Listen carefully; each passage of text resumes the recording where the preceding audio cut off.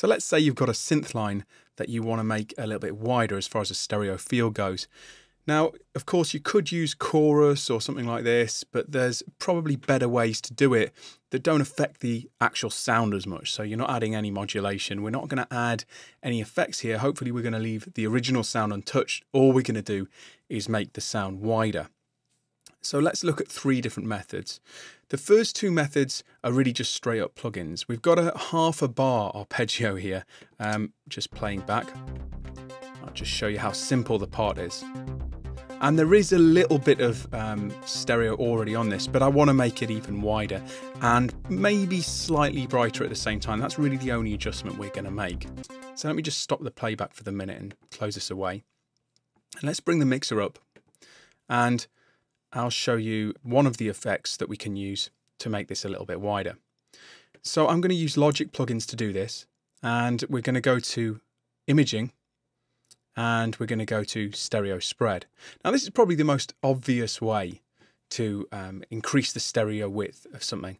And when it's a synth like this, you probably, or even a bass sound, you don't really want to affect the low end. So you've got 2 different controls, and we can squash down the low end so we're not actually increasing the stereo width on the low end. And we can also add a filter as well if you want. So we can say anything below 240 Hertz is completely unaffected. And then we've got like a sort of a sweep down here as well. And then I can decide how much of the upper area is increased, and I can change the order of the filtering, because that's what it is. It's basically a number of bandpass filters that are applied here. Now there's no mix control on this, so you probably want to be reasonably careful, but with it engaged, hopefully you'll hear the difference. And remember, you can always slide this down to affect some of the low end, and you can also increase this this lower effect here, so you can increase the amount of effect that's engaged towards the lower frequencies in the band that you've chosen. So that's without it,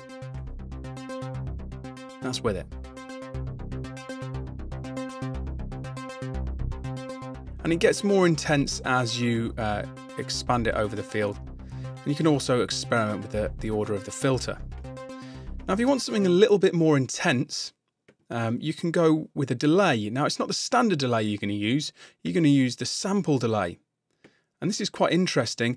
But one thing to note about this is that it's not completely mono compatible. So you probably want to check the mono signal. And if you've got a mono switch on your like monitor controller or on your audio interface, you probably want to try and use it to make sure this is going to work if it's switched to mono, because you might lose something here. But basically what this is doing is it's applying some delay to one side of the signal, the stereo signal. Some of you will already know this effect as the Haas effect, and that's exactly what it is. But it's really, really easy to apply. And we can just apply as much delay to one side or the other in varying degrees. But I'm just going to say put about 50 samples of delay on one side. And you can just keep increasing it. See, if we go too far, it sounds a bit crazy. Let's just drop this back.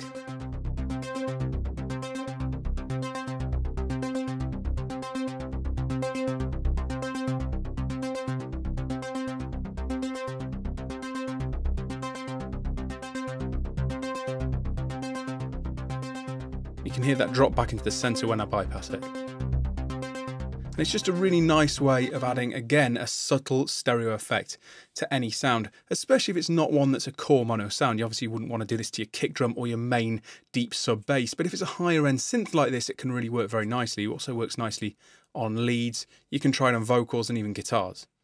So let's just shut this down.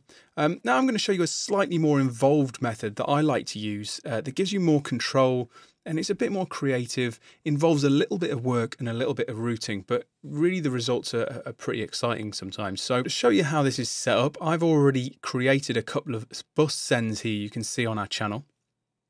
One's going to bus 7 and one's going to bus 8. Now the only other thing that I change here is that I've changed to pre-fader. And you'll see why in a second, but it's actually on post-pan by default. But pre-fader essentially just means that you can turn a master fader down and the returns will still be firing. So let's switch these on and you'll see what I mean in a minute.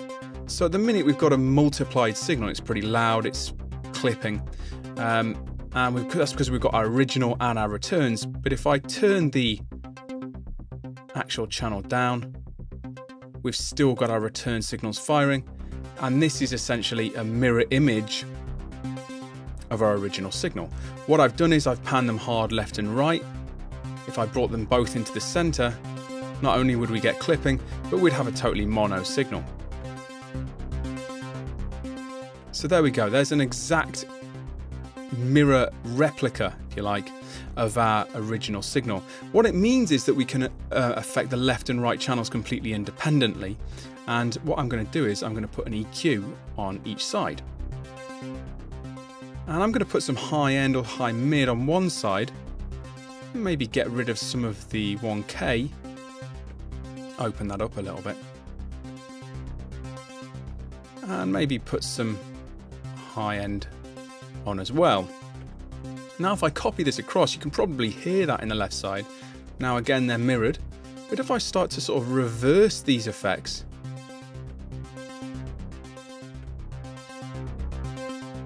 we start to create differences.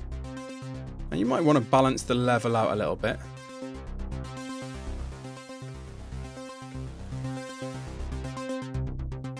But we've created a much wider stereo field.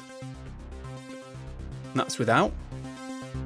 And of course, adding the EQ makes it slightly edgier and gives us a slightly brighter sound as well. And with.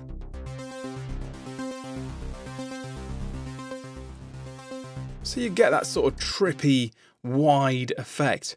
And I think this gives you a lot of control. Of course, you can put any other effects on here that you want. You could try distortions or transient designers or even modulation effects with slightly differing settings in either side to create even wider stereo effects. Really, the limit is your imagination. You can just keep going with different chains on each side.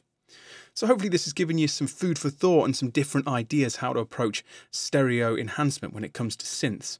You know, enhancing synths in this way is going to really give them an extra edge and hopefully make them sit above the mix a little more if you're dealing with leads and arpeggios. Next up, we're going to take a similar look at modulation effects and try and think outside the box and give you some ideas how to process synths and basses with modulation effects in Logic.